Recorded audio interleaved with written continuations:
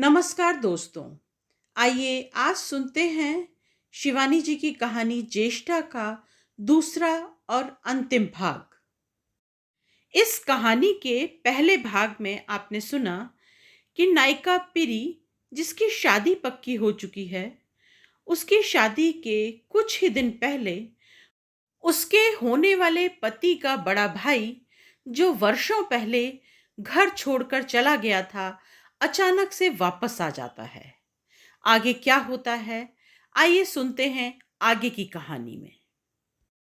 धीरे धीरे उसकी सब मौसेरी फुफेरी बहनों के विवाह हो गए। समय बीतने पर सब मां बनी। फिर लड़कों की मूछें निकल आईं। लड़कियों के भी विवाह हो गए और पिरी की हमजोलियां प्रौढ़ा बन पान तमाकू गुलगुलाती अपने मेद बहुल शरीर पर चर्बी की तहों पर तहें बिछाती, पास पड़ोस में हाथ नचा, आंखें मटका, वैसी ही निरर्थक बातों की गंदी पोटलियां खोलने लगी, जैसी उनकी माँ, चाची और ताइयां खोला करती थी। किसकी लड़की किसके साथ भाग गई, किसकी बहू ने सास के साथ दुर्व्यवहार किया, किस सास ने नई बहू को उसके दहेज का एक लोटा भी नहीं दिया, आदि आदि। पर पिरी को छूने में जीवन का प्रौढ़ दस्यु भी जैसे सहम कर दो कदम पीछे हट गया था। वह मेडिकल कॉलेज से छुट्टियों में लौटती भी तो अपने ही कमरे में बंद रहती। एक बार संध्या को वह अकेली मंदिर से लौट रही थी कि उसकी टक्कर भूले बिसरे प्रणयी से हो गई। मान अभिमान के कई रसीले प्रकरणों के पश्चात अधूरे उपाख्यान की नवीन सृष्टि हुई। इन्हीं दिनों मैं भी पहाड़ी गई हुई थी। पिरी से अचानक भेंट हो गई। जाखन देवी के मंदिर में हाथ में घृत दीप लिए वह देवी के सम्मुख नतमुखी खड़ी थी। किसके लिए जला रही है आज यह? मैंने हंसकर उसके कंधे पर हाथ धरा और वह चौंक कर मुड़ी। मंदिर की टूटी सीढ़ियों पर बैठकर फिर मैंने उसके दुस्साहसी प्रेमी की एक एक भीष्म प्रतिज्ञा सुनी। वह कहता है, विवाह करेगा तो मुझी से या जीवन भर कुंवारा रहेगा। उसके पिता तो पिछले साल नहीं रहे, तू सुन ही चुकी है। पर बुढ़िया का जैसा स्वास्थ्य है, शायद 200 साल की होकर भी नहीं टलेगी। और वह ससुर जेठ बहादुर नेपाल में ठेकेदारी कर रहे हैं। सुना ठीकरा भी उठाते हैं तो सोना बन जाता है। बुढ़िया ने बहुत टेसुए बहाए, पर वह भी कहता है कुंवारा ही रहेगा।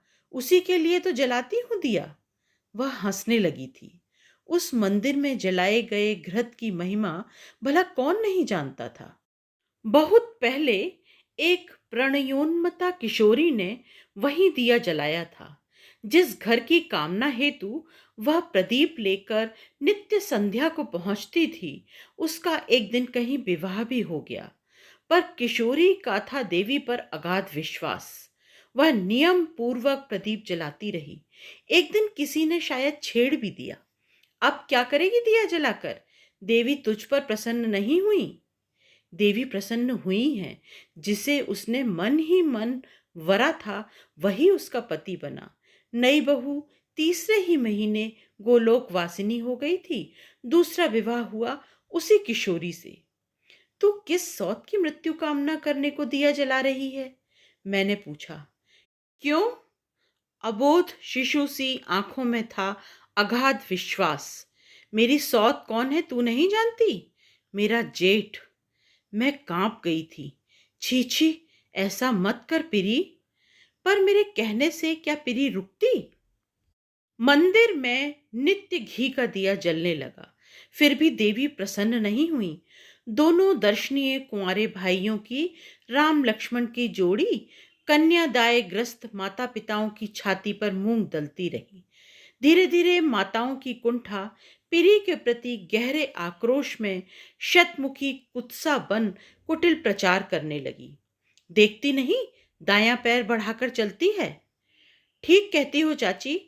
कल मेरे घर की गली से होकर अस्पताल जा रही थी, मेरी कढ़ाई में तेल जल रहा था। चट से इसने नाक में रुमाल रख लिया। मैं कहती हूँ सारा दोष बुढ़िया का है। अरे दिन दहाड़े जो यह डॉक्टरनी उसके बेटे के साथ मुंह काला किए फिर रही है, उससे अच्छा यह नहीं कि इसे बहू बना ले। चाल ढाल से तो यही लगता है कि कम से कम 5वां महीना है। एक दिन मैंने सुना और सन्न रह गई। क्या पता बेचारी पीरी को पता भी न हो कि समाज को उसने किस हद तक अपना घातक शत्रु बना लिया है। मैंने जब उससे यह सब कहा तो वह हंसने लगी। मूर्ख औरतें इतना भी नहीं समझती मैं परिवार नियोजन केंद्र में काम करती हूँ।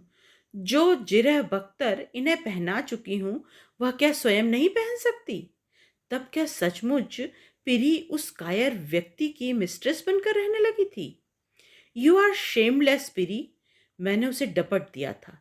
जब उस व्यक्ति में इतना साहस भी नहीं है कि वह तुझसे विवाह कर ले, तब वह जिस जिले में तेरी बदली होती है वही क्यों भागता है? क्यों तुझे बदनाम करता फिरता है? इसलिए कि वह मेरे बिना जी नहीं सकता और अपनी खूसट माँ से बेहद डरता है। कहती है उसने यदि मुझसे विवाह किया तो वह ताल में कूद पड़ेगी। पर हम दोनों के मिलने पर अब विधाता भी प्रतिबंध नहीं लगा सकता, समझी? यही नास्तिक पीरी के स्वभाव का सबसे बड़ा दुर्गुण था। बात बात पर विधाता को दी गई चुनौती और स्वयं अपने अहंकारी स्वभाव पर अटूट आस्था। इसी बीच पीरी का तबादला हमीरपुर को हो गया। उधर उसके प्रेमी मुंसिफ देवेश पांडे ने भी बड़ी चेष्टा से अपनी बदली वहीं करवा ली। इस बार पुत्र को शैडो करने मां नहीं जा पाई। बड़ा पुत्र सन्निपात ज्वर से ग्रस्त हो नेपाल से स्वदेश आ गया था। लगता है इस बार मेरा ज्येष्ठा नक्षत्र रंग पकड़ रहा है, पिरी ने मुझे उस बार लिखा था। लाख हो, फेरे फिरने से ही क्या सप्तशती संपूर्ण होती है? चाहने पर मैं अब अपने विवाह की रजत जयंती मना सकती हूँ। संयम के चाबुक से अपने को न साधा होता तो शायद मैं भी तेरी तरह 2 कन्यादान निपटा चुकी होती। जेठ बहादुर की अवस्था बहुत सुविधा की नहीं है। सन्निपात का चौथा हफ्ता ही सबसे खतरनाक होता है और उसी में झूल रहे हैं जेठ जी। मैंने उसे डपट कर चिट्ठी लिखी थी। ऐसी चिट्ठियां मुझे मत लिखा कर, भगवान से तो डर। खुले कार्ड में उस नास्तिक का एक पंक्ति का नंगा संदेश आया था, तेरे भगवान की ऐसी की तैसी। अब तक नादान बालिका के से प्रलाप को सुनी अनसुनी करने वाला धीरमती विधाता भी शायद उस बार बौखला गया। उसी दैवी पात प्रहार से लड़खड़ा कर पिरी ऐसी गिरी कि विमूढ़ विपन्न बनी, किसी अनजान धरातल में धंसती सहसा अदृश्य हो गई। बड़े भाई को देखने गया छोटा भाई जब लौटा तो सन्निपात का विषधर उसे भी डस चुका था। पीरी की सेवा सन्निपात की आधुनिकतम संजीवनी, जिससे आजकल एक साधारण कंपाउंडर भी इस विषम ज्वर को जीत लेता है, उसे नहीं बचा सकी। उसकी मृत्यु के पश्चात पीरी कहाँ गई, कब गई, कोई भी नहीं जान पाया। लंबी छुट्टी की एक अर्जी देकर वह जैसे एक ही रात में पर उगाकर किसी अनजान दिशा में उड़ती सदृश्य हो गई थी। गत वर्ष अचानक धूमकेतु सी ही वह कूर्मांचल के गगन में एक बार फिर चमक उठी। सफेद साड़ी, रिक्त कलाइयां, बिंदी विहीन वैदव्य, दग्ध ललाट और वेदना विधुर सूखा चेहरा लिए वह अपने ससुर ग्रह की सांकल खटखटाने बिना किसी पूर्व सूचना के ही पहुंच गई थी। उसी ससुर ग्रह में जहां कल्पना लोक की पालकी उस नभोड़ा को गुलेनारी रंग वाले दुपट्टे से ढांप ढूंप न जाने कितनी बार पहुंचा आई थी।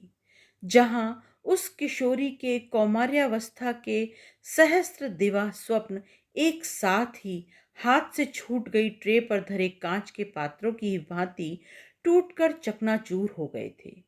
जहां कल्पना ने उसे नवेली बहू बनाकर खड़ा कर दिया था, वहां ठोस यथार्थ के धरातल पर वह खड़ी थी, विधवा के वेश में, जो विवाह न होने पर भी सधवा थी।